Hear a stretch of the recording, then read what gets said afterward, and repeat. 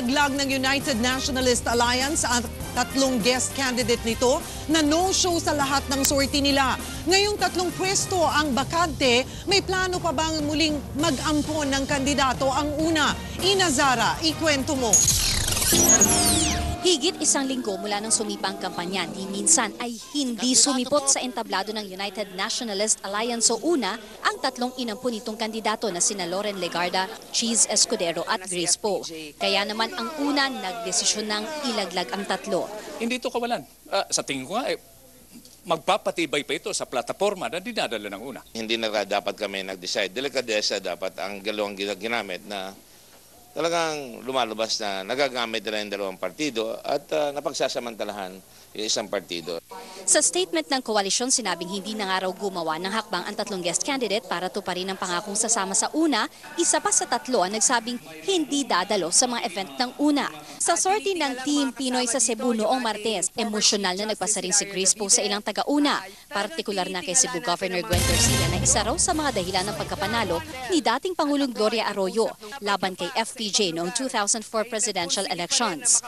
Bakit ako hindi sumama sa Cebu sa ibang entablado? Sapagkat bakas pa rin po ang ginawa nila nung nakaraan.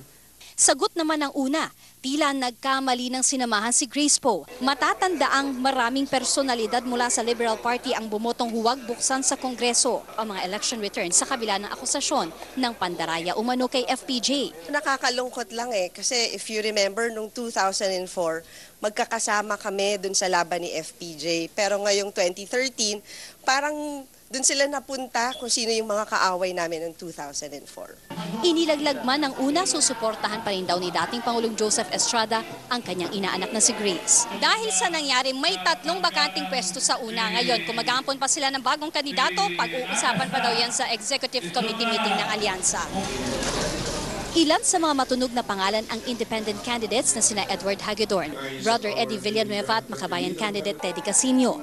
Pero kung ang ilang taga-UNA ang masusunod, hindi na kailangan ng tatlong dagdag na kandidato. Mahirap ipakiusap yung 12, mas madaling pakiusap yung siyam. And so we have a good chance. If we get a 9-0, then that means to say that the Senate will still be in the hands of the opposition UNA. Ina Zara, News 5.